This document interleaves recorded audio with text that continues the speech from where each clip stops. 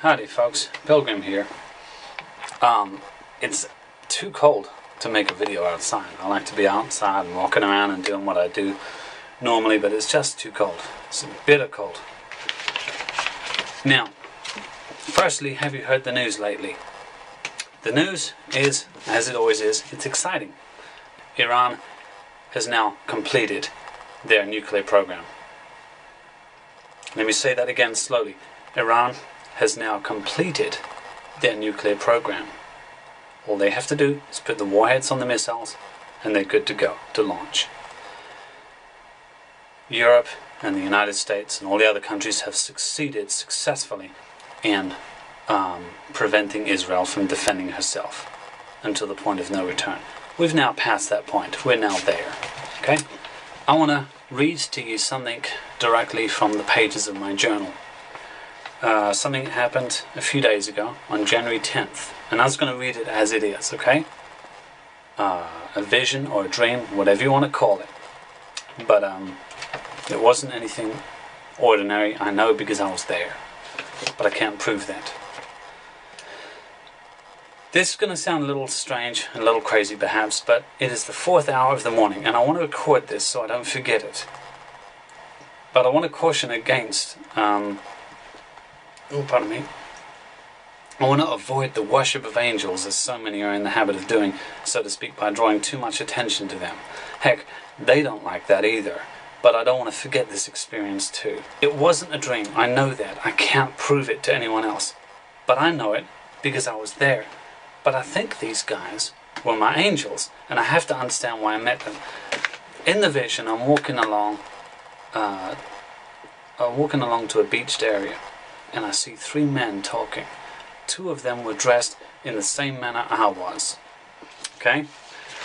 But they were happy. They were so happy. That's the first thing that came across above everything else. They were really happy, and it was a general for them. They see the Father every day, and they were standing on a beach talking. There were 2 of them talking to a third, and they had longer straight hair than mine. And on the grey tops that they were wearing, like mine, they had words printed. And as I approached them, I got the sense that they had just finished doing church or some kind of worship service. And they were still very excited by it. And they were talking, and I hovered in front of one of them, trying to read the words printed around the upper breadth of his shirt, around the neck, but not too close to the neck. It wasn't up here, it was kind of down here, but in a curve. Alright? And, but he was so animated in his conversation, he was kind of jumping all over the place and getting excited, you know, that I couldn't read it. But I got excited when I saw the word, one of the words was salvation. And I was hoping it could tell me something about him and his worship. A bit like being in a crowd of strangers, and suddenly you see someone wearing a gospel shirt, and you want to go up to them and know where they go to church. It's a familiar face in a crowd. The weird feeling is, I had this feeling like I've always known this person. And yet when I woke up from the vision, you know, I have no idea who he was. But when I was there in the spirit, I'd always known him. It was a strange feeling, I can't explain it. While I was trying to make it out and hovering in front of him, I didn't want to be rude and I apologized, and I said to him, "Sorry, I was just trying to make out your shirt." And he looked right into my eyes, this angel, he looked right into my eyes, and he smiled, and he stopped moving and read it for me. And I could see it, and it said, "Salvation and light, truth." Now that may not sound very much, but in the dream, to me, in the vision, my mind was blown apart by this. S-A-L-T, salt. It was mind-blowing to me. And the first thing I thought of was when Jesus said, "You are the salt of the earth." And I think I remember saying thank you to him before I woke up. But again, I stress this wasn't a dream. It had all the atmosphere and the markings of a vision, and it happened in the 4th hour, always. So I know it was meant, it was intentional. The meaning of this will yet be given to me, of this I'm sure, if it hasn't already. The one thing that comes to mind is, folks, talk to those who don't know about Christ. It's our oldest call, and we've somewhat relaxed in it, while watching the world get bolder against us. But please read Romans 8. The very scripture I was given a couple of days before this happened. which I also wrote about online. And I'm going to tell you why I'm asking you this. I wanted to write all this down so I don't forget it.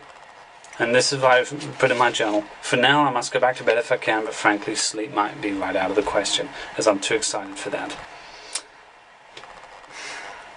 A few weeks ago, I got real nervous about some of the things that was coming upon us. The Antichrist and all his forces are bringing. And I started to get real afraid. And God gave me, in words, He said, read Psalm 121. And I read that psalm.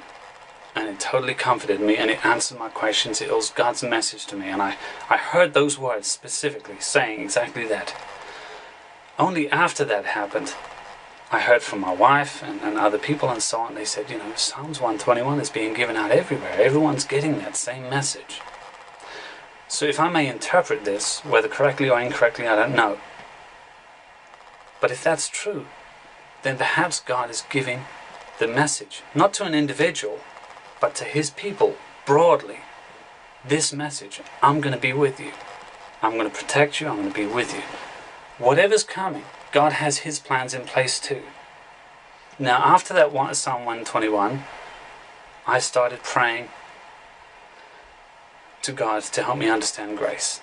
It's something I have struggled with. It is not a simple concept. It's actually quite complicated, if you think about it, because all of our human stuff gets in the way, and we keep on, whether we admit it to ourselves or not, we keep on trying to add to His grace with our works. And we can't.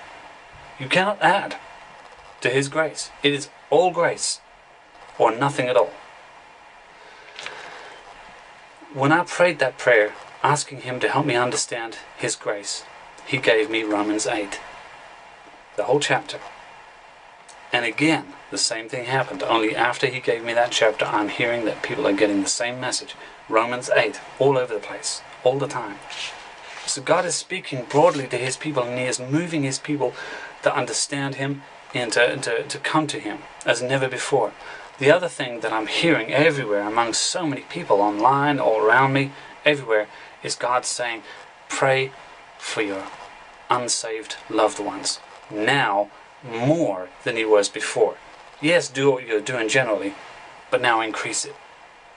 Increase it in intensity. Now, I don't know if that means that we're not going to be here that much longer, but we are to increase our prayers, increase it for those loved ones, to cover them with prayer. Now, it makes sense if we're not going to be here much longer. I'm not saying that's the case, although I believe it, but I'm just saying this is what people are getting. Well, this is what people say they're getting, and it's everywhere. It's across the board. A lot of people who've never met each other saying the same thing. So what we're being given now are small little tokens on a very small scale, just like Christ promised when He said, I'll pour out my Spirit and give you a Spirit as a token of what is a small token of the much greater which is to come. That is the signs of His promised kingdom. Perhaps this is a little too deep to put here right now in this video, but I caught it. I caught this point and it blew my mind. Folks, if the rapture is coming soon, this all makes sense. If it doesn't, you can take reassurance in these things. These things, these messages that God is giving out among His people, that whatever happens, He is going to be with us. He's going to take care of us. He's going to be with you. He is not going to allow you to go through anything that you cannot endure. He'll give you strength that you didn't know you had. Although, I'm thinking the rapture is coming right around the corner. Iran has finished the nuclear program. They finished it, completed it. Read Jeremiah 48 on that, and understand that Elam is the old biblical name for Iran. God bless, and I'll see you when the Lord permits.